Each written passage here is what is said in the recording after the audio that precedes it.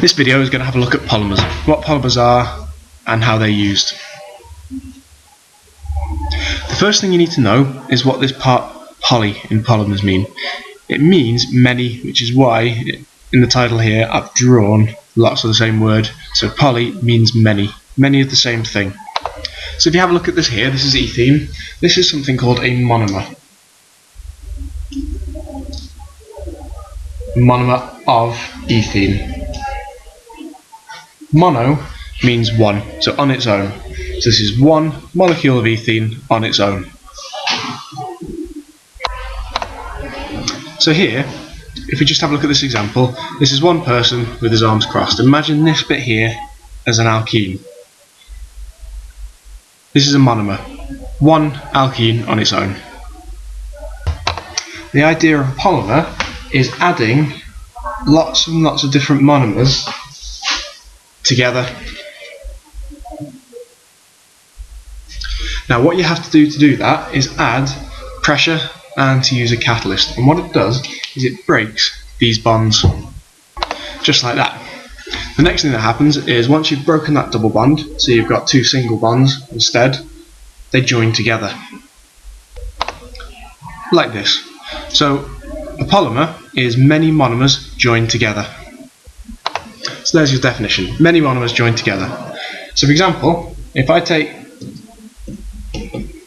this monomer here of ethene and I wanted to join two together,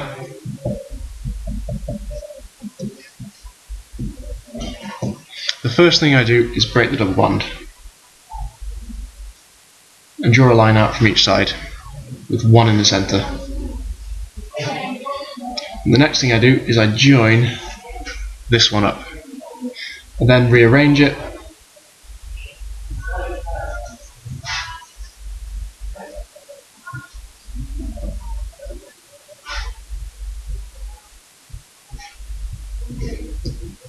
and I have polythene. Poly, many, two ethenes. So we've got two ethenes joined together and that's polythene. You can add thousands and thousands of these ethene molecules together and that will still be called polythene. Here's another example with ethene. If I wanted to take three ethene molecules and join them together, what I do is I take one of them and break the double bond and put it down here like this.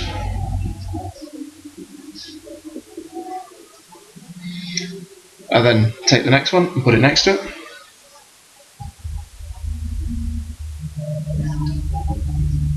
And then I take the third one and put it next to it.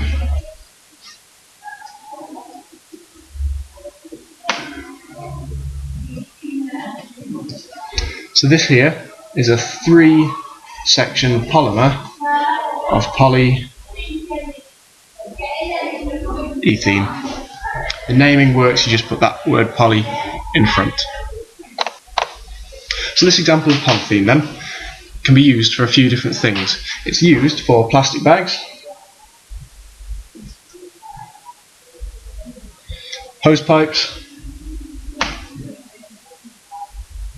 and laminating paper.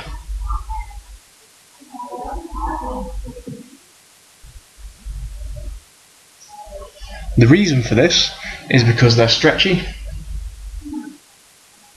so you can make shapes like your plastic bags, your hose pipes, and it's light,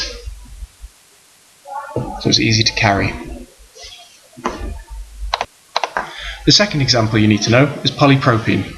Now for this you do exactly the same. So I've want 3 sections of this. Remember to draw how to draw out propene. If you're not sure on that, look in the alkane section. Draw out 3 sections, so you've got 2 carbons, and then a CH3 coming up here. And then repeat that 3 times.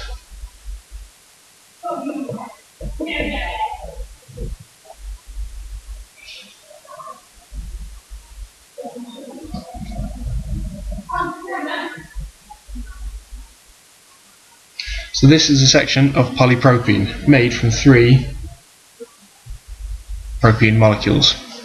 Now polypropene is used for lots of different things, but the main things you need to know for the exam is thermal underwear,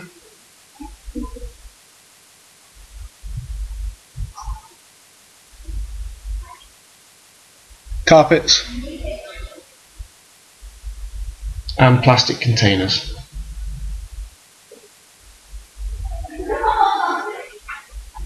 Now the reason for that is that they're tough but flexible, so they don't break, but they can move around a bit. They've got a bit of give to them,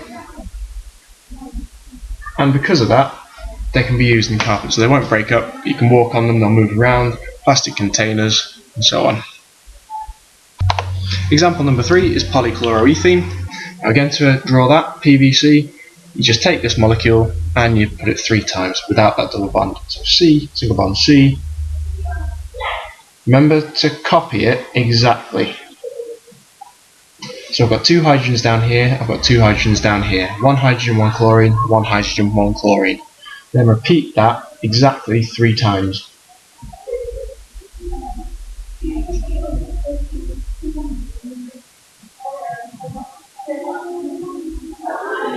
So that is a 3-chain section of polychloroethene made from chloroethene.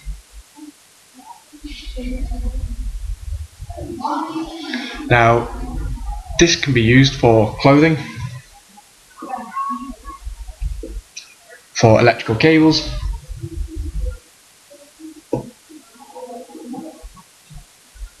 and for pipes, plastic pipes. Now the reason for that is that it's flexible, so it'll move for clothing. It's tough and doesn't wear, so it's resistant.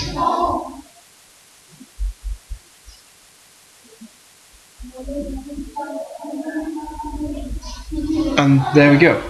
So for the exam you would need to know examples like this, the uses and the reasons why. There's one final example I need to show you, which is polytetrafluoroethene, or Teflon for short. So again, the example here, you've got fluorines going around the carbon, so you just repeat that 3 times.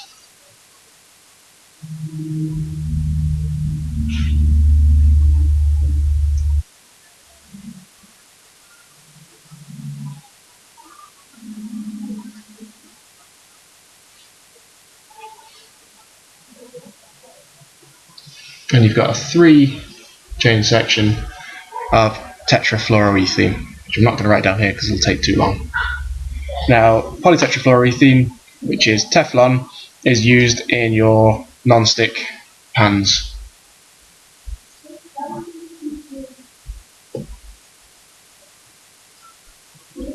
The reason for that being that it's unreactive, flame resistant,